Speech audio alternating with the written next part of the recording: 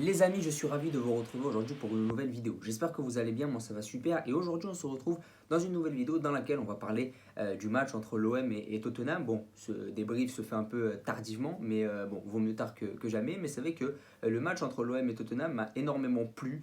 Et le titre de la vidéo sera sûrement est-ce que c'est une défaite positive? Et c'est vrai que c'est assez contradictoire de parler de défaite positive, mais le visage affiché par l'OM m'a tellement plu que vraiment, je pense qu'on peut vraiment parler de défaite positive et qu'on peut envisager l'avenir de l'OM dans la compétition d'une manière extrêmement sereine. C'est vrai que dit comme ça, on dirait que l'OM a vraiment sorti une masterclass, alors qu'il y a des choses à corriger bien sûr, mais c'est vrai que par rapport à ce qu'on nous promettait vraiment un désastre, voilà, par rapport au début de saison difficile, etc. Avec Tudor, la pré-saison, etc. C'est vrai qu'on nous prédisait le pire et que quand on voit ce premier match, on se dit vraiment que ce qu'a fait Tudor, ce qu'ont fait les joueurs de l'OM, c'est vraiment pas exceptionnel, mais c'est vraiment bien voilà, de l'avoir fait en plus sur une pelouse anglaise, etc. Donc on va en parler plus en détail dans la vidéo. Donc on va commencer d'abord avant le match. Quelle est la position de l'OM avant le match? L'OM arrive à Londres en tant que outsider, vraiment gros outsider. Tottenham, c'est le top 4 Première League, c'est Kane, Son qui sont peut-être deux des 10-15 meilleurs attaquants du monde, Lloris qui est aussi un des meilleurs gardiens du monde. Enfin, on nous prédit vraiment l'enfer en Angleterre et voilà, jouer à l'extérieur contre la meilleure équipe de la poule, top 4 PL, pour l'OM qui n'était plus revenu en Ligue des Champions depuis 2 ans, qui galère en Coupe d'Europe, qui est sur 14 défaites je crois avant ce match-là, qui était sur 14 défaites de suite en Ligue des Champions. Donc c'est vrai qu'on nous prédisait vraiment l'enfer en terre anglaise et pourtant ça a été vraiment la surprise et on a été agréablement surpris. Et moi, ce que je vais retenir de la confrontation face à Tottenham, c'est vraiment la première mi-temps. La première mi-temps est le symbole d'un OM fort. C'est le symbole d'un OM qui résiste et c'est le symbole d'un OM vraiment qui arrive à lutter avec ses armes. Et c'est vrai que ce que j'ai vu sur le plan tactique, c'était extrêmement intéressant. Donc déjà, ce 3-4-2-1, voilà, avec donc cette défense-là, Bailly, Mbemba et Gigot, qui avaient pour mission de marquer les joueurs de Tottenham en marquage individuel. Donc on avait Bailly sur Kane, on avait Gigot sur Richarlison, on avait Mbemba sur Son. D'ailleurs, ça nous a joué des tours. Mais c'est vrai que la défense s'est montrée extrêmement solide dès le départ. Et ce qui m'a aussi surpris, c'est le fait que l'OM garde la balle. Mais finalement, c'est pas aussi surprenant que ça. C'est vrai que Tottenham, c'est pas une équipe qui est connue pour avoir le ballon, c'est pas une équipe de possession de balle, et donc c'était prévisible que l'OM ait le ballon. Mais je ne pense pas que Tudor avait prévu ça. Je pense pas que Tudor voulait que l'OM ait la balle. On sait que Tudor n'a pas une grande affection pour la possession de balle, contrairement à son prédécesseur. Il n'aime pas forcément que son équipe s'enferme dans un jeu de passe inutile, et pourtant, malheureusement, c'est ce qui s'est passé. Même si on peut louer vraiment le visage défensif affiché par les joueurs de l'OM, on peut quand même se dire que globalement la possession de balle elle était assez amorphe et on avait du mal à avancer, on avait du mal à trouver des solutions et c'est peut-être dû au fait que on n'avait ni Payet, ni Harit, ni Under. Et le manque d'un joueur créatif dans les deux numéros 10, donc Guendouzi et Gerson, ce manque de joueurs créatifs, ce manque de joueurs technique, même si Gerson est un joueur technique, c'est pas un joueur qui va faire des différences en 1 contre 1 ou qui va casser des lignes ou qui va venir demander justement. C'est pas ça Gerson. Gerson c'est un profil un peu différent, c'est quelqu'un qui aime bien dribbler à l'arrêt, c'est quelqu'un qui aime bien faire la différence par la passe. Et c'est vrai que Payet, Harit, Under, il nous a manqué un profil comme ça, il nous a manqué ce joueur-là qui peut venir entre les lignes, qui peut venir vraiment créer le jeu. Et Tudor il a misé sur une autre stratégie, qui est sa stratégie depuis le début de la saison, c'est les pistons. Lui, en fait, il s'est dit qu'il allait défendre. Il s'est dit que la solidité défensive était la priorité de l'OM. Et donc, qu'est-ce qu'il a fait? Il a privilégié, même au poste de numéro 10, des joueurs qui pouvaient faire l'effort défensif. Guendouzi, Gerson, c'est des joueurs qui, à la perte du ballon, peuvent faire l'effort. Surtout Guendouzi. Guendouzi, c'est ce qu'il sait faire de mieux. C'est le contre-pressing. C'est aller vraiment harceler un joueur. Gerson sait aussi le faire. C'est un peu moins le cas de Payet, Harit, Under. C'est pour ça qu'il a mis aucun des trois, parce que lui, ce qu'il a privilégié, c'est pas la créativité, c'est vraiment la discipline. Et malheureusement, Tavares, la discipline, c'est pas trop son truc. Et même Jonathan Klaus, malheureusement, il n'a pas affiché un énorme visage au niveau de la discipline défensive. Et c'est ce qu'on redoutait avant le match. On se disait, oui, les Pistons, c'est génial ce qu'ils font offensivement, mais défensivement, c'est beaucoup plus compliqué. Et ça s'est vu. C'est que Tudor, l'animation offensive, il l'a mise dans les pieds des Pistons. Or, les Pistons ont pas été mauvais offensivement en soi. Klose, Tavares, c'est comme à leur habitude, même s'il y avait beaucoup plus de déchets, etc. Ils étaient quand même moins forts que d'habitude, mais ils ont quand même affiché des belles choses offensivement. Mais le gros problème, c'était défensivement. Nuno Tavares, je vais pas dire que c'est une catastrophe défensivement, mais contre Tottenham, il s'est montré très inquiétant. Et c'est vrai que j'ai vu des tweets qui étaient justes, hein, que c'est pas la Ligue 1. La Ligue des Champions, tu montes offensivement, tu perds la balle. Derrière, sur le contre, surtout quand tu as Son, Kane et Richarlison dans le dos, ça va à 3000 à l'heure. Et donc, forcément, c'était beaucoup plus compliqué pour les Pistons. Et donc, comme Tudor, il a mis l'animation offensive dans les pieds des Pistons, et ben forcément, quand tu dépends entièrement de deux joueurs sur les côtés, et ben derrière, sur les phases défensives, il faut assumer. Et malheureusement, je trouve qu'il y avait ce problème d'équilibre, qu'il y avait vraiment un vrai problème d'équilibre à l'OM.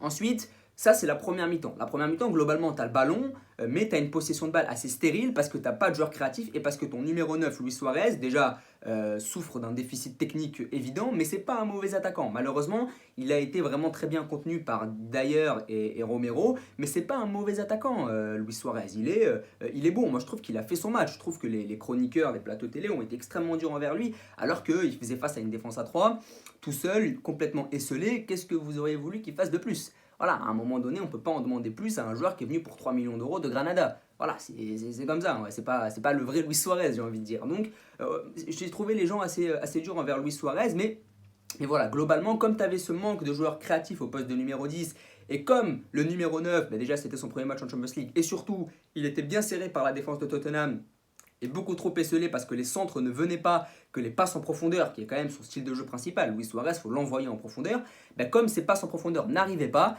forcément il s'est retrouvé complètement esselé, et je trouve que sur le point combativité, le point vraiment état d'esprit, Luis Suarez il a été dedans. Il me fait un peu penser à Lucas Ocampos il y a 3-4 ans, où vraiment dans la combativité il y est, il a gratté des fautes, il a quand même trouvé des décalages avec les pistons, il a aussi beaucoup joué en retrait pour essayer d'aérer un peu le jeu, donc je ne l'ai pas trouvé non plus catastrophique, ça ne mérite pas un 6 ou un 7, faut pas déconner, mais c'est quand même, je n'ai pas trouvé Luis Suarez catastrophique. Et donc l'OM avait le ballon. En première mi-temps, c'était très intéressant, mais ce manque de créativité et puis le manque d'inspiration des Pistons a joué des tours à l'Olympique de Marseille. Et puis en deuxième mi-temps, tout finalement a été complètement renversé parce que Mbemba a pris un carton rouge très tôt, 47e minute de jeu, et donc forcément là ça change complètement le match. Et pourtant, paradoxalement, t'aurais dû complètement t'écrouler à 10 contre 11 parce que c'est le premier match en Ligue des Champions de la majorité des joueurs. Les joueurs n'ont pas une grande expérience. À part Mbemba qui a joué beaucoup de matchs avec Porto, globalement, les joueurs de l'OM n'avaient quasiment aucune expérience en Champions League. Gigot, c'était son premier match. Rongier, c'était sa deuxième campagne. Guendouzi, c'était son premier match. Tavares aussi. Klose aussi. Donc voilà, normalement, quand tu prends un carton rouge comme ça, normalement, tu t'écroules complètement mentalement. Et les joueurs ont fait preuve d'une vraie force mentale. C'est que de la 47e minute jusqu'au but de Richarlison, il se passe, je crois, une demi-heure. Voilà, je crois que le but il est à la 76e et le carton il est à la 47e. Donc il se passe une demi-heure entre les deux événements. Et donc pendant cette demi-heure-là, l'OM a forcément lâché du lest, a forcément laissé la balle aux Spurs, mais les Spurs n'en ont pas non plus créé des occasions énormes. Ils étaient déjà très maladroits devant le but, Kane, Son et Richarlison. Heureusement que devant la cage, ce soir, ils étaient face à Tottenham, donc mardi, ils n'étaient pas du tout inspirés, parce que s'ils avaient été inspirés, je pense qu'on en aurait pris des belles. Kane, il a eu son occasion, Son, il a eu son occasion.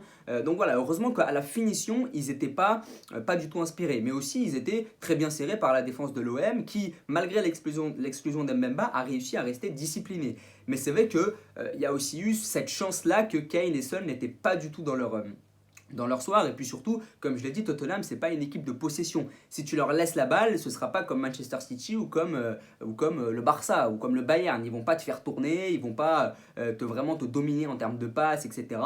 Donc vraiment, ce qui s'est passé, c'est que Tottenham avait plus le ballon, mais ça n'empêchait pas l'OM d'avoir ses phases aussi avec ballon. Mais malheureusement, à 10 contre 11, quand tu as la balle, et déjà que tu es moins fort que l'adversaire de base, forcément ça reste quand même très très compliqué. Et puis malheureusement, c'est ça qui me fout un peu la rage au terme de ce match, c'est que tu perds 2-0 à 10 contre 11 contre le top 4 PL, donc normalement c'est une défaite positive parce que tu perds que 2-0 à 10 contre 11, comme j'ai dit, contre un top 4 PL, le favori de la poule. Normalement tu ressors de là, t'es plutôt pas content, mais tu te dis ça aurait pu être pire.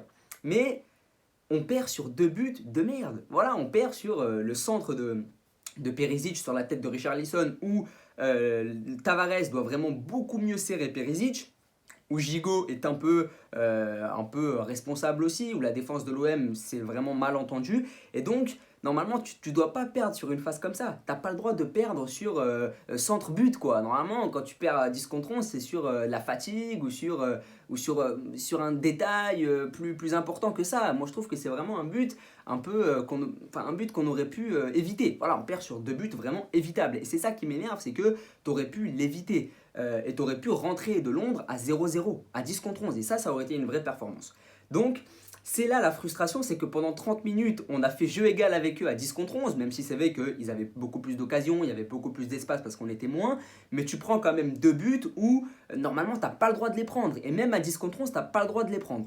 Donc voilà, c'est là où j'ai un petit goût amer, c'est que ces buts-là, tu ne dois pas les prendre normalement. Mais maintenant, si on regarde le positif, on se dit qu'il manque 5 journées, que Tottenham, tu vas les recevoir, que tu vas jouer Francfort et le Sporting. Franchement, Francfort, on va les jouer la semaine prochaine. C'est pas des foudres de guerre. Ils ont pris 3-0 contre le Sporting, qui n'est pas non plus un foudre de guerre. Ils ont perdu énormément de joueurs, etc. On va pas refaire le débat sur les équipes de la poule. Mais voilà, je pense que si tu affiches le même niveau contre les autres équipes, Francfort, le Sporting, et même sur le retour face à Tottenham, tu peux vraiment faire quelque chose, tu peux vraiment sortir de cette poule. Et c'est pour ça que je reviens sur cette notion de défaite positive. Pour moi, c'est une défaite positive parce que pour un retour en Champions League avec des joueurs qui n'ont pas énormément d'expérience, avec un coach qui n'a aucune expérience de la Ligue des Champions, face à un top 4 PL, face à un entraîneur de renommée mondiale, face à des attaquants qui font partie du gratin européen au niveau des attaquants, et ben franchement, tu as quand même montré un très très beau visage. Et si tu prends pas ce carton rouge, tu aurais pu vraiment espérer beaucoup mieux. Et puis le carton rouge, pour moi, Mbemba, il a absolument rien à se reprocher dans le sens où il est en 1 contre 1. Son, il est parti depuis longtemps. Son, il va se présenter devant Paolo Lopez. Son, à la finition, même si c'était pas son soir, je pense qu'un 1 contre 1 face à Paolo Lopez, il avait énormément de chances de le mettre. Et Mbemba, il fait un peu un tacle de panique. Il fait un peu le tacle du dernier recours, quoi. C'est vraiment la dernière solution, quoi. Et donc, c'est là où je me dis qu'il y a vraiment cette notion de défaite positive. Une défaite n'est jamais positive, on est forcément tous déçus à l'issue de ce match d'avoir perdu, surtout qu'on aurait pu faire mieux, mais je pense que y a des leçons à en tirer, c'est qu'on peut le faire. Voilà, we can do it, on peut le faire, on peut se qualifier en huitième de finale parce que la poule est vraiment à notre portée, surtout vu le niveau qu'on a affiché face à Tottenham. Donc voilà, merci beaucoup d'avoir regardé la vidéo. Évidemment, n'hésitez pas à vous abonner, à liker, à commenter, à partager. C'est très important pour la suite de la chaîne. Merci beaucoup.